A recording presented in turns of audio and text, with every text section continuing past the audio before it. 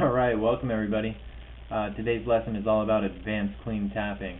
What I just showed you was a modified excerpt from a Symphony X song called Sea of Lies. I'm going to go ahead and show it to you really slow so you can get the notes under your fingers. Then we're going to break it down to a bunch of sub-exercises so we can isolate problem areas, give you some pointers on muting, and that way you can build up the tempo with your metronome and get it real clean, real fast, real awesome sounding. So let's jump in. So starting off, quick side note, I play in standard and they play in straight D. So it's going to look like I'm playing it 2 frets down, but it's the exact same note. So anyway, starting off, you hammer on the most metal of all fingers to the 13th fret on the high E string, pull off to the 12th fret where your ring finger is, and pull off that ring finger to the 10th fret. Real simple. Now, from there, leave your finger on those strings to mute it, and hammer on to the 14th fret on the G string. Then pull off to the 10 where your pinky is, 9 to the ring finger pull off to the 7 where your index finger is, then hammer back on 9, 10, 14, then go back up to the E string, 10, 12, and it just repeats.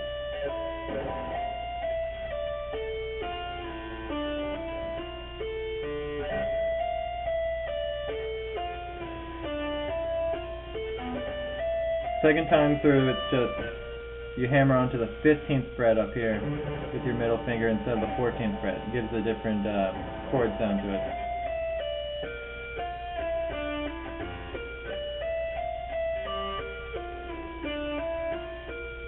Then going into the next part, coming up this riff with the 15 in it, you land on the 8, 10, 12, and then pull it back off.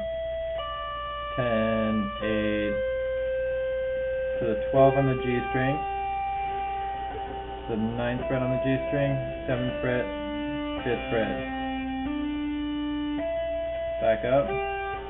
Then you do the 10th fret on the high E with your index finger, ring finger, and the 4th one is the same as the first one, so it's back down to the 14th fret.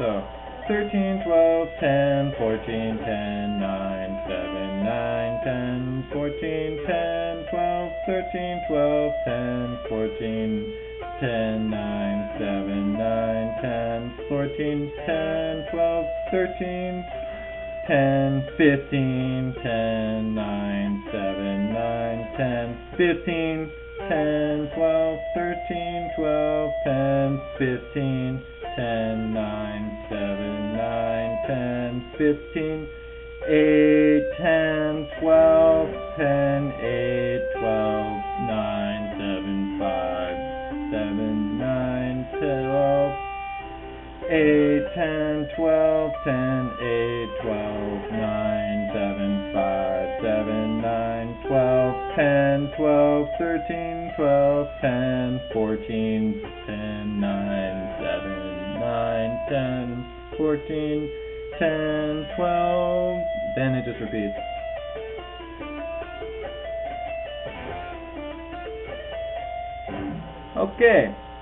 Okay, so I'm going to show you a couple of sub-exercises.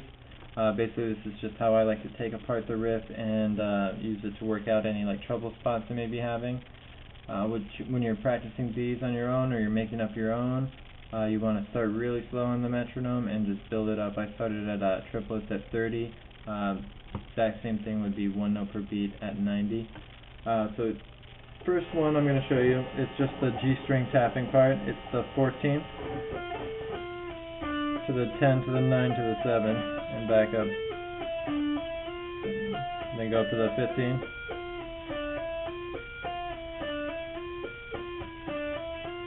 And then to the 12. 12, 9, 7, 5, 7, 5.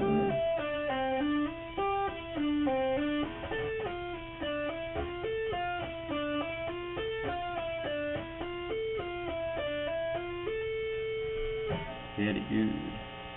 Another one you can do is just isolate the tapping on the E string.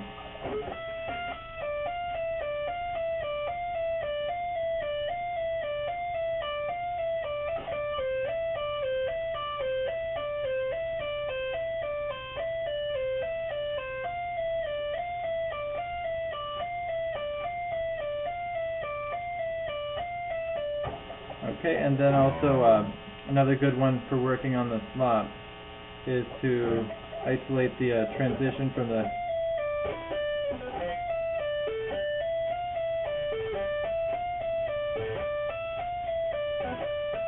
I actually see that as the tricky part for this riff, because you've got to when you go from here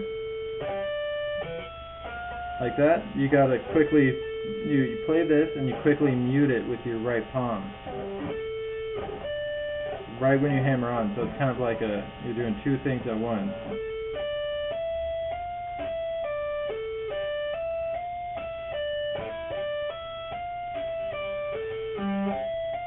And when I stop fretting this 10th fret up here, I leave my finger on there to mute the string, because if I just pulled it off, it'd run the risk of playing that open E or maybe even the B, you know. So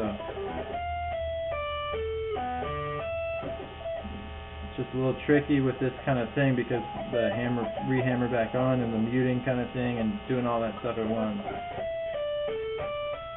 That's why you want to do it really slow.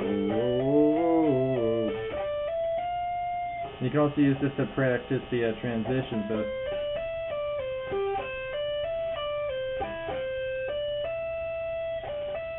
So the way I would practice it, I'll put it here at 70 triplet feel.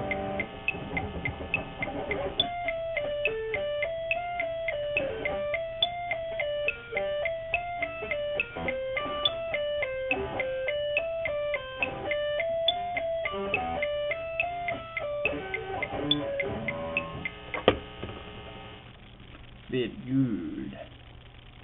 And quick note, that's basically what you want to do with the riff. You want to get it really slow, get it really tight, get it really clean, and all the muting for the left hand is for the higher string. So muting comes from where you're fretting a note upward, and for the right hand, it's all muting downwards for the lower string. So it's wherever you're fretting downward. I usually use my palm here.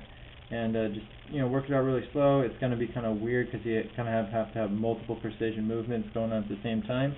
But once you get that together, you get it fast, you're going to sound like a real pro. Alright, till next time.